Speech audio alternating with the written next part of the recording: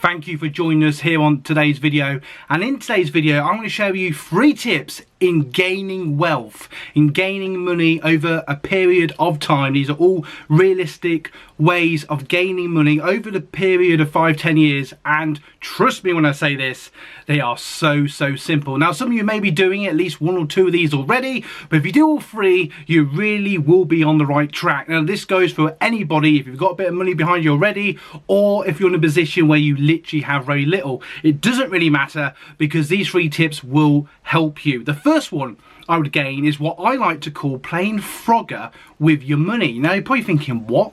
Now, most of us, or at least some of us anyway, will have savings accounts. Some of us have probably had saving accounts since we were a kid, and you know, we've had it for the last 20-30 years, and we're possibly getting, you know, 0 point whatever percent, and it really isn't really doing us any favors. Now, the reason for this is most savings accounts, if not all savings accounts, tend to mature after a period of time, usually a year, 2 years, 5 years, or even in some cases 10. Now, what I would recommend, what I mean by playing Frogger with your money, is it doesn't matter how much you got, if it's £5, £10, £100, £500, or if you're lucky enough to have hundreds, if not more than that, I would definitely recommend starting, do it today online, do it on your phone, start an online savings account with your bank, whether bank or building society that you're with. Start up a savings account, see which one has the highest interest.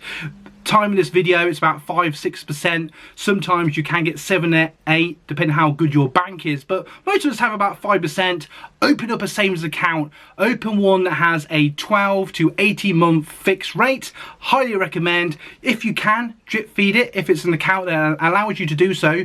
If you can, do an online one, so you can do a little power tip, definitely do online banking either on your phone or computer, and watch it. Just leave it, forget about it. If you can, drip feed it, because obviously the more you put in, the more interest you'll get, and you will gain a nice little interest at the end of it. It could be £10, could be £50, could be £100, depending on how much you put in, and that's a really nice way of just gaining a bit of money. It's much better than getting 50p at the end of a space of 20,000 years. So I'll definitely recommend doing that as the first tip. The second tip is something that many of us can do. You can use sites known as HL, and on there you can, I perhaps could talk about this more in detail, but look into investing in what's called stocks and share ISAs. So the basic premise of that is you find a fund that looks quite good. It gives you lots of graphs and shows you. Now, obviously, this is a bit more dangerous. Well, not dangerous, but it's a bit more risk to it.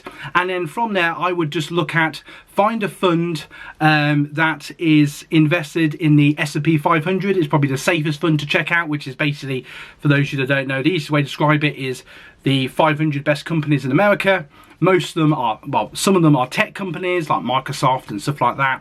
And from there, you will, over a period of sort of 5-10 years, drip feed it, you know, cap it occasionally if you want to, but I would definitely drip feed it from time to time and watch it grow. And it will go up and down. So for those of you that are new to it, it will go up and down. Don't worry, because over a period of 5-10 years, it will grow nicely. Now, if you want to be a bit more risky with it, but only slightly, check out a fund with like a company like AXA within HL, and find a fund that is based on the American tech companies, and they're more aimed at like Microsoft, Apple, Meta, companies like that. And because of AI and, you know, technologies like that, the share prices are rocketing at the moment. Obviously, this is subject to change. It can go up and down, but I personally believe over the next 5-10 years, it's going to be where it's at, and that's definitely somewhere to investing. Now, the third tip of this video is something that all of us are aiming for, and this is more of a long-term thing, but the second tip is a long-term as well. I suppose all these tips really are, but the third one you might want to think about, if you haven't done already, is putting a bit aside. You can use help to buy schemes with your bank as the safest way to do it. And basically what I'm getting at, the third and final tip is buy a home, if it be an apartment, a flat, a house, a mansion, if you're lucky enough to have a mansion.